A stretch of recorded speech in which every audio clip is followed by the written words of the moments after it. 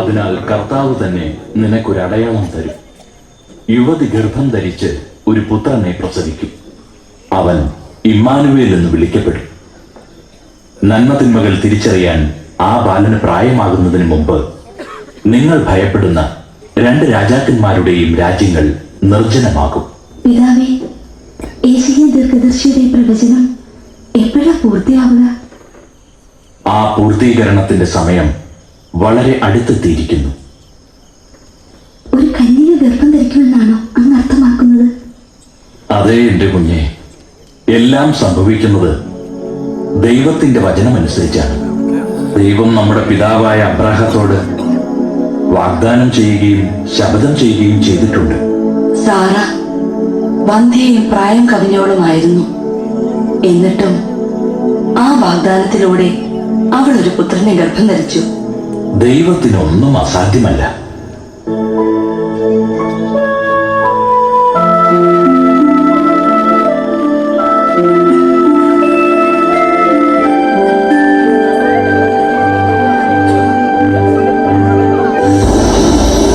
കൃപ നിറഞ്ഞവളെ സ്വസ്തി, കർത്താവ് നിന്നോടുകൂടെ.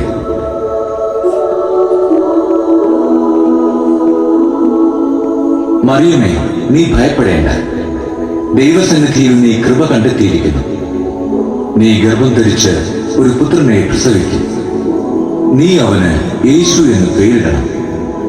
അവൻ വലിയവനായിരിക്കും, അത്യുന്നതന്റെ പുത്രൻ എന്ന് വിളിക്കപ്പെടും. അവന്റെ പിതാവായ ദാവീദിന്റെ സിംഹാസനം ദൈവമായ കർത്താവ് അവന് കൊടുക്കും. യാക്കോബിന്റെ ഭവനത്തിന്മേൽ അവൻ എന്നേക്കും ഭരണം നടത്തും. അവന്റെ രാജ്യത്തിന് അവസാനം ഉണ്ടാവുകയില്ല.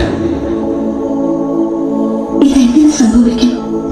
ഞാൻ പുരുഷനെ അറിയുന്നില്ലല്ലോ. പരിശുദ്ധാത്മാവ് നിന്റെ മേൽ വരും. അത്യുന്നതന്റെ ശക്തി നിന്റെ മേൽ ആവസിക്കും.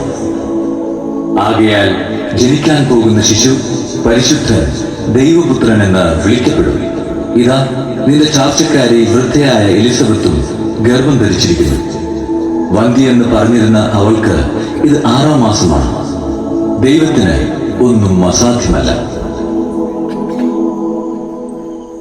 ഇതാ കർത്താവിന്റെ ദാസി, നിന്റെ വാക്ക് എന്നിൽ നിറവേറട്ടെ.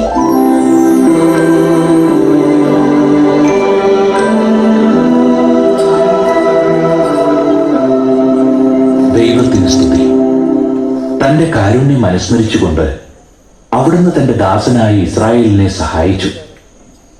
നമ്മുടെ പിതാക്കന്മാരായ അബ്രാഹത്തിനോടും അവന്റെ സന്തതികളോടും എന്നേക്കുമായി ചെയ്ത വാഗ്ദാനം അനുസരിച്ച് തന്നെ. എന്റെ ആത്മാവ് കർത്താവിനെ മഹത്വപ്പെടുത്തുന്നു. എന്റെ ചിത്തം എന്റെ രക്ഷകനായ ദൈവത്തിൽ ആനന്ദിക്കുന്നു. അമ്മേ, എലിസബത്ത് ഒരു പുത്രനെ ഗർഭം ധരിച്ചിരിക്കുന്നുവെന്ന് മാലാഖ പറഞ്ഞു. ദൈവത്തിന് സ്തുതി. അമ്മേ, അവർക്ക് പ്രായമായല്ലോ. ഞാൻ വേഗം അവിടെ വരെ ഒന്ന് പോയി അവരെ സഹായിക്കട്ടെ. ആ, അവളെ എന്റെ ആശംസകൾ അറിയിക്കുക. നീ വേഗം യാത്രയാകും. ഞാൻ പോയി നിന്റെ യാത്രയ്ക്കുള്ള ഒരുക്കങ്ങൾ ചെയ്യട്ടെ.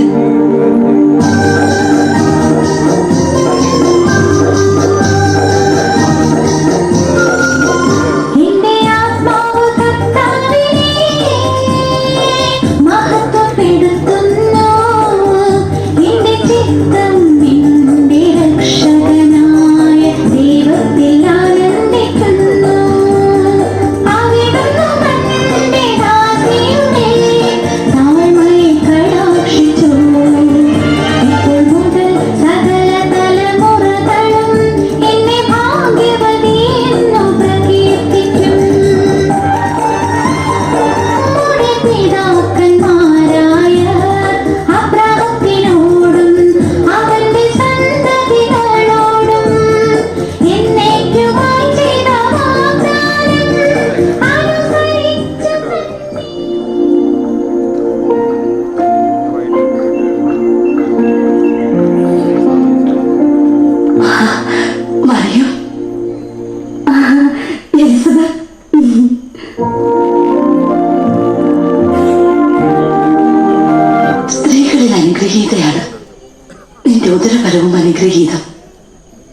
എന്റെ കർത്താവിന്റെ അമ്മ എന്റെ അടുത്ത് വരാനുള്ള ഈ ഭാഗ്യം എനിക്ക് എവിടെ നിന്ന്?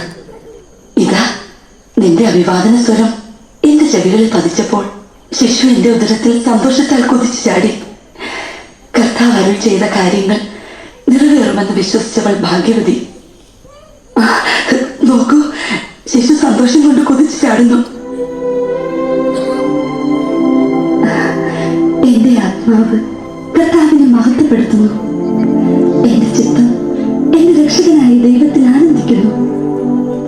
അവിടുന്ന് തന്റെ ദാസിയുടെ താഴ്മയെ കടാക്ഷിച്ചു. ഇപ്പോൾ മുതൽ സകല തലമുറകളും എന്നെ ഭാഗ്യവതി എന്ന് പ്രകീർത്തിക്കും.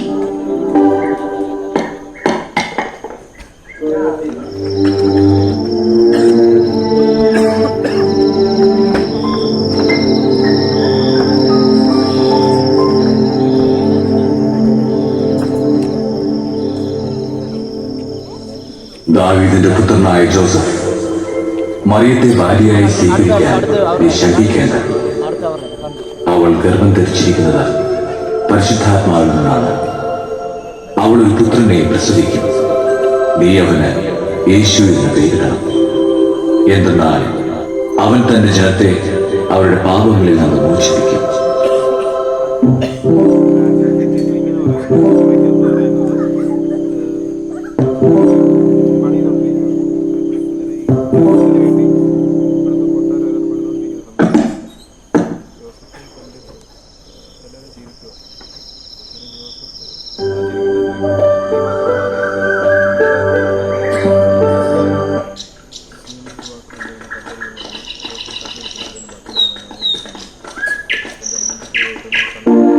ലോകമെമ്പാടുമുള്ള എല്ലാവരുടെയും പേര് എഴുതി ചേർക്കണമെന്ന് ഒരു രാജകൽപ്പന പുറപ്പെടുവിച്ചിരിക്കുന്നു. അതനുസരിച്ച് നാം എല്ലാവരും നമ്മുടെ പട്ടണമായ ബേത്ലഹേമിൽ പോയി പേരെഴുതി ചേർക്കണം. പക്ഷേ ഈ അവസ്ഥയിൽ നാം എങ്ങനെ പോകും?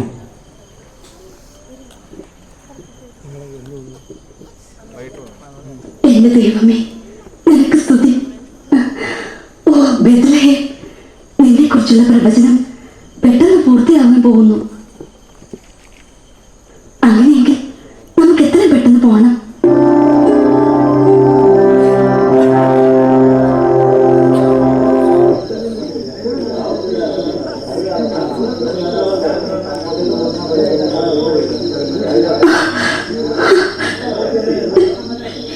എനിക്ക് വയ്യ ജോസഫ്, ഇനി ഒരടി നടക്കാൻ എനിക്ക് സാധിക്കില്ല.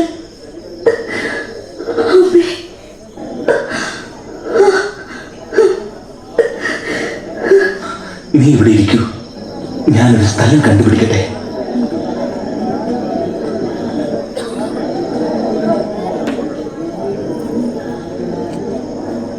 നിനക്കെന്ത് വേണം? എന്നോട് ദയ കാണിക്കണമേ. എന്റെ ഭാര്യയ്ക്ക് പ്രസവ സമയം അടുത്തു. ഞങ്ങൾക്ക് ഒരല്പം ഇടം തരണം. ഇല്ല ഇല്ല, അല്പം പോലും സ്ഥലമില്ല. ആളുകളെ കൊണ്ട് സത്രം നിറഞ്ഞു. നിങ്ങൾ വേറെ എവിടെയെങ്കിലും അന്വേഷിക്കൂ. ആരെയും അകത്തേക്ക് കയറ്റിവിടരുത്. ദയവായി ഞങ്ങളെ പരിഗണിക്കണമേ, ഞങ്ങളെ സഹായിക്കണമേ. എന്റെ ദൈവമേ, ഞങ്ങളെ സഹായിക്കണമേ. ഞങ്ങളോട് ദയ കാണിക്കണമേ. എന്റെ ഭാര്യയ്ക്ക് പ്രസവ സമയം അടുത്തു. ഞങ്ങൾക്ക് വിശ്രമത്തിനായി ഒരിടം കിട്ടാനും നിർവാഹമില്ല. ദയവായി അല്പം ഇടം തരണമേ. എനിക്ക് നിങ്ങളെ സഹായിക്കാൻ സാധിക്കുകയില്ല. പേരെഴുതിക്കാനായി വന്ന ജനങ്ങളെ കൊണ്ട് ബെത്ലഹേം നിറഞ്ഞിരിക്കുന്നു. എല്ലായിടത്തും തിരക്കാണ്. ഈ രാത്രിയിൽ നിങ്ങൾക്ക് എവിടെയെങ്കിലും സ്ഥലം കിട്ടുമെന്ന് എനിക്ക് തോന്നുന്നില്ല.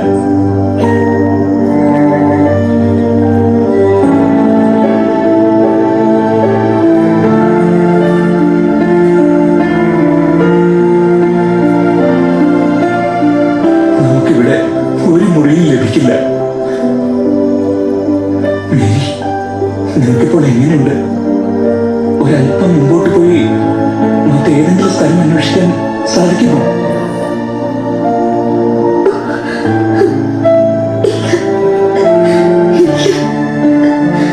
എനിക്ക് സാധിക്കില്ല. ഈ സമയത്ത് വേറെ എവിടെയെങ്കിലും സ്ഥലം കണ്ടുപിടിക്കാൻ ശ്രമിക്കുന്നതുകൊണ്ട് കാര്യം കാര്യമൊന്നുമില്ല. ഞാനൊരു സ്ഥലം കാണിച്ചു തരാം.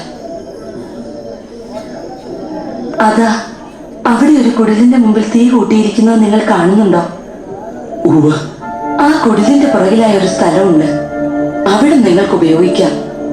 അതൊരു സത്രമല്ല, പക്ഷേ ഇപ്പോൾ നിങ്ങൾക്കത് ഉപകാരപ്പെടും.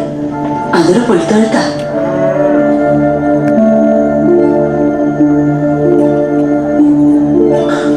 നമുക്ക് പതിയെ അവിടേക്ക് പോകാം.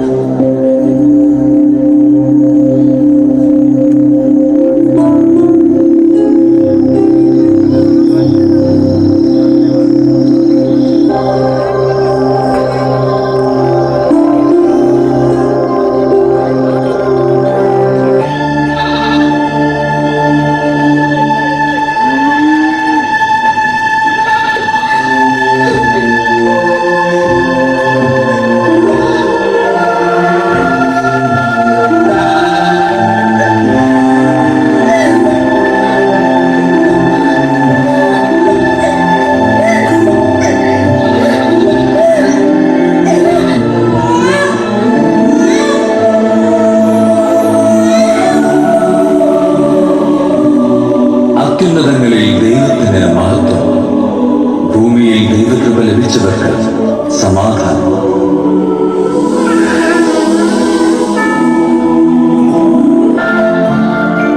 ഭയപ്പെടേണ്ട, ഇതാ സകല ജനത്തിനും വേണ്ടിയുള്ള വലിയ സന്തോഷത്തിന്റെ സദ്വാർത്ത ഞാൻ നിങ്ങളെ അറിയിക്കുന്നു. ദാവീദിന്റെ പട്ടണത്തിൽ നിങ്ങൾക്കായി ഒരു രക്ഷകൻ, കർത്താവായ ക്രിസ്തു എന്ന് ജനിച്ചിരിക്കുന്നു. അത്യുന്നതങ്ങളിൽ ദൈവത്തിന് മഹത്വം, ഭൂമിയിൽ ദൈവകൃപ ലഭിച്ചവർക്ക് സമാധാനം.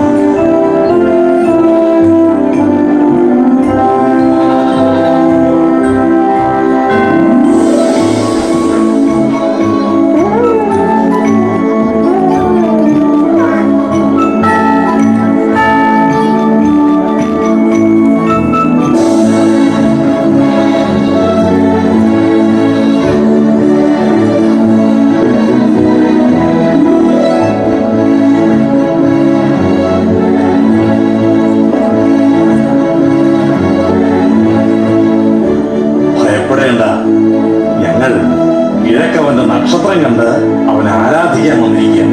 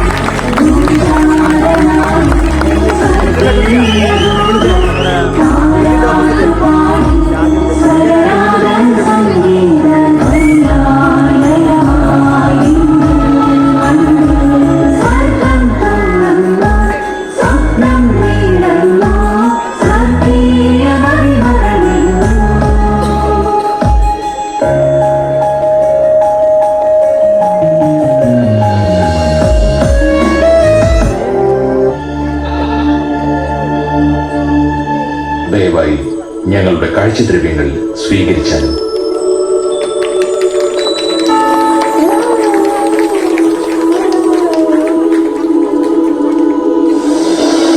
അത്യുന്നതങ്ങളിൽ ദൈവത്തിന് മഹത്വം, ഭൂമിയിൽ ദൈവകൃപ ലഭിച്ചവർക്ക് സമാധാനം.